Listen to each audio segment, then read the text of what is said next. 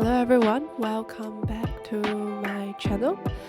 Today's video will mark the very first of my series, Learning Traditional. So in this series, our main goal is to look at some traditional art forms such as acrylic, water painting, and pencil drawing, to try to translate that technique into digital paintings.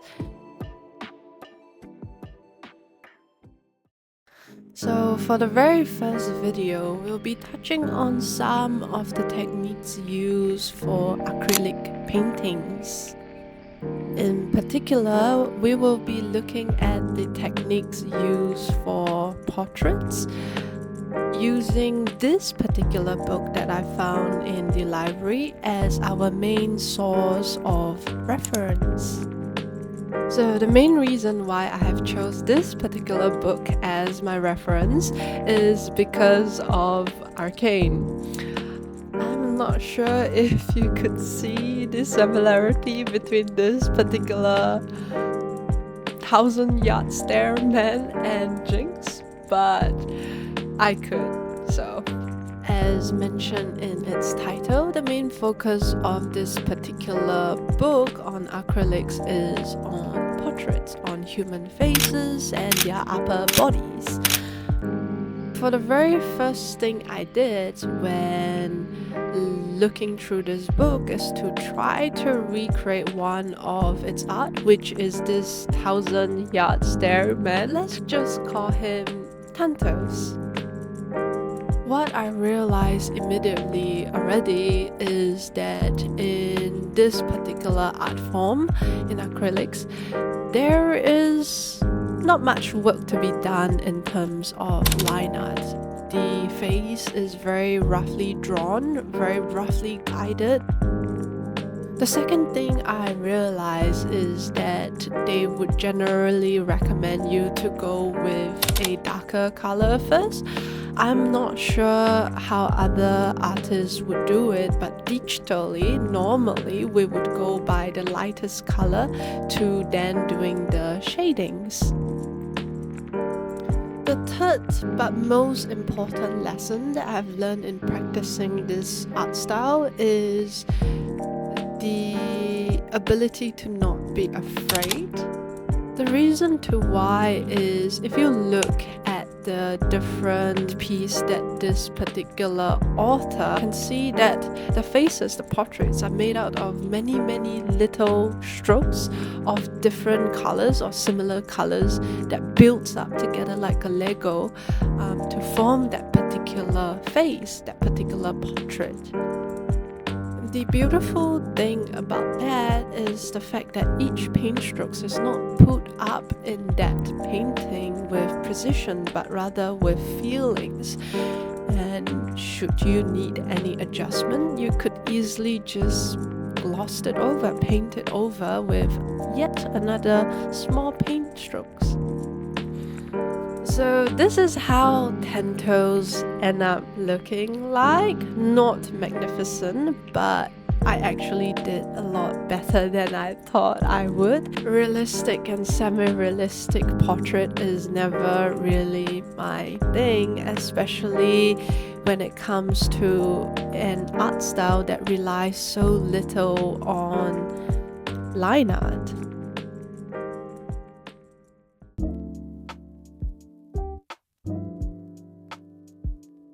The next thing I did was to focus on some of the features on the face, such as the eyes, the nose, and the lips. Now that is then I learned the fourth lesson, which is colors. I realized this practice helps me dive into and take an adventure into the color palette while you're doing so.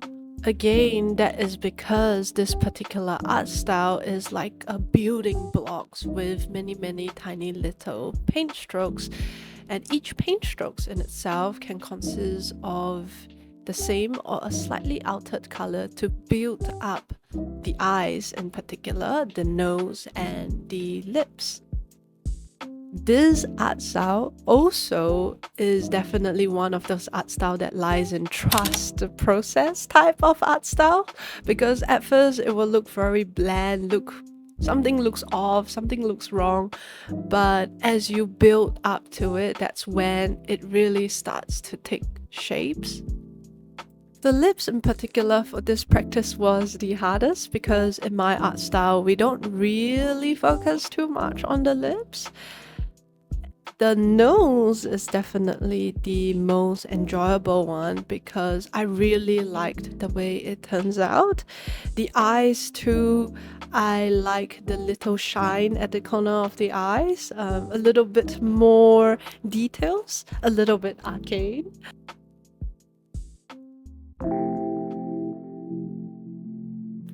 After practicing the eyes, nose, and lips, I decided to try to paint a portrait of a friend.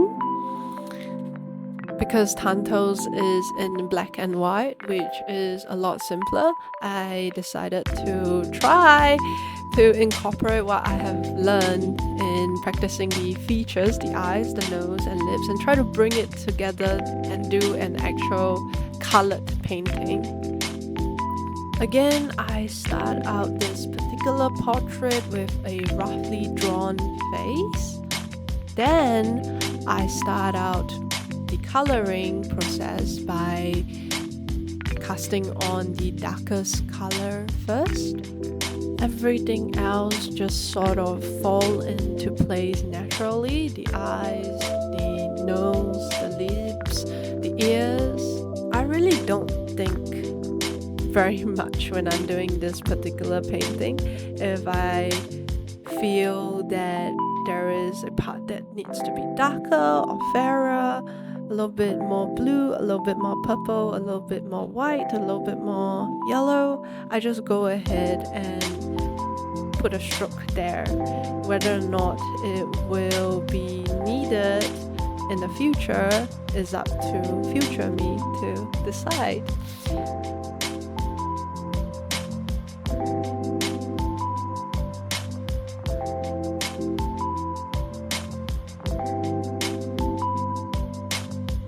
So this is how he turns out to be at the end, which looks not bad actually. If you take a step or a few step back, it actually looks quite decent.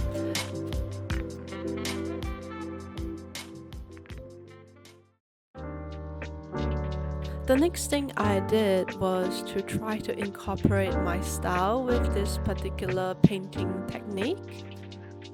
What I will be doing is drawing a girl in my art style and doing her skin tone, her skin, using the technique that we have learned in this video. This was a little bit harder than I anticipated, even though I thought I did quite some practice. And the reason to that is because the art started out as my art style. The line art started out as my art style. So as I'm doing the skin tone, as I'm painting, my mind automatically clicks into, oh, I have to do it in my old ways.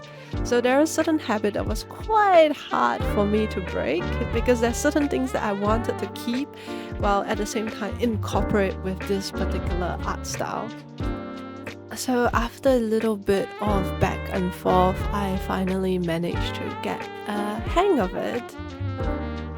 So let's have a little montage on that process.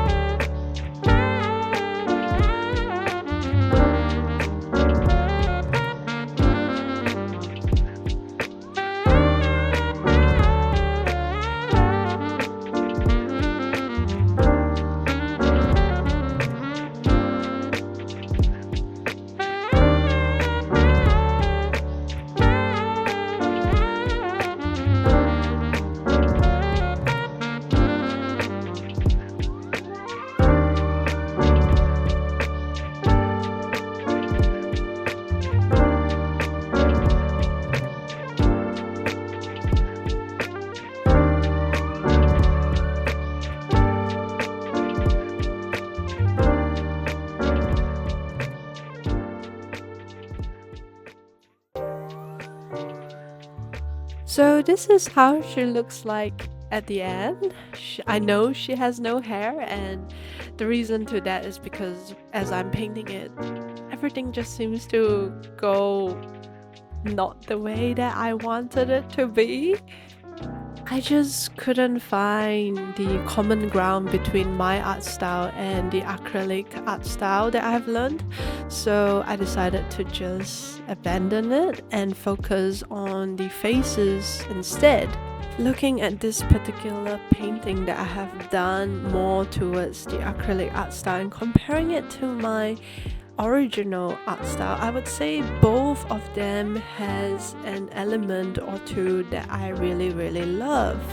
For the acrylic art style, I like in particular the little details that they have on the face, while for my original art style, I like the softness that it has. And softness is one of the things that I really want to express in my art. So I've decided to keep some of the elements, but not all of the elements that I have learned in this video. For example, the shines at the corner of the eyes, the nose, I really like the nose, and the shading technique to bring out the cheekbones or the general structure of the face.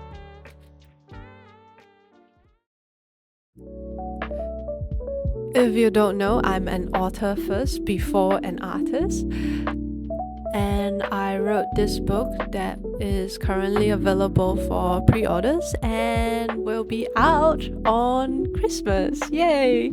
All illustration in this particular book is done by myself, so if you are interested, link in the description.